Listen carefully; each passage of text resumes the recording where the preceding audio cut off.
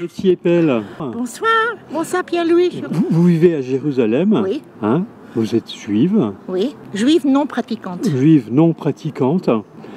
Vous êtes une survivante de ce qui s'est passé pendant la Deuxième Guerre mondiale. Oui. Parce que vous avez été cachée autour du lac d'Egbelech. Et j'ai été sauvée ici en Savoie. Voilà. Quel est votre sentiment sur ce qui se passe aujourd'hui en Israël, par rapport à la bande de Gaza notamment? Je suis très déprimée et je pense qu'il faut absolument qu'on arrête cette guerre. Parce qu'il y a dans chaque guerre, évidemment, il y a des innocents. Il y a beaucoup trop d'enfants et de femmes qui ont été tués. Et c'est pas, ça commence avec le Hamas. C'est le Hamas qui le 7 octobre, c'était une catastrophe. Mais nous avons un Premier ministre et un gouvernement qu'il faut absolument qu'il y ait maintenant un cessez-le-feu et arrêter cette guerre. On ne peut pas continuer comme ça.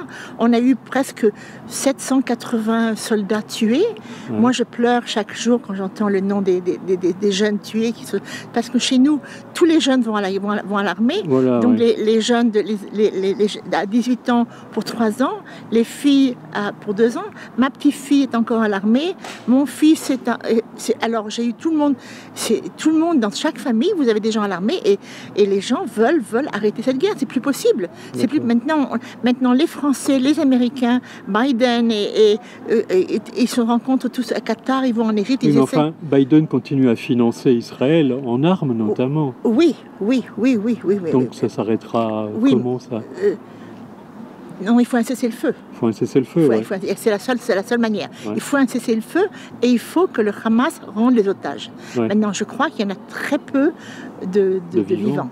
Et je pense qu'il faut que ceux qui sont morts soient enterrés en Israël. Je pense que si la semaine prochaine, si on reçoit, je crois qu'il va y avoir une révolution. Je crois que les gens vont aller dans la rue. Ah oui, les gens vont aller dans la rue. Puis côté Gaza, c'est abominable aussi. Bien sûr. Côté palestinien. Mais les Palestiniens, pas tout le monde est le Hamas. Il faut qu'il y ait la seule façon de sortir de cela, c'est qu'il y ait deux États, un État palestinien. D'accord. La seule façon. Et comment vous expliquez le comportement de votre Premier ministre? Il ne pense qu'à lui. Il pense qu'à lui. Il ne pense qu'à lui. Il sait qu'il a un procès terrible à 2-3. Il a un procès terrible et il sait qu'il va aller en prison. D'accord. Donc pour lui, c'est sa survie. Pour lui, il veut continuer la guerre. D'accord. Il veut continuer la guerre parce qu'il sait qu'il va aller en prison. Il est très égoïste.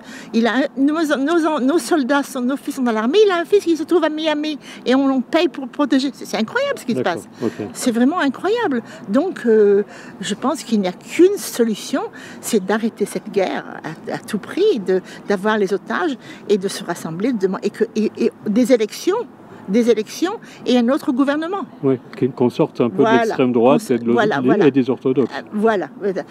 Parce que Netanyahou se trouve être une marionnette entre deux types.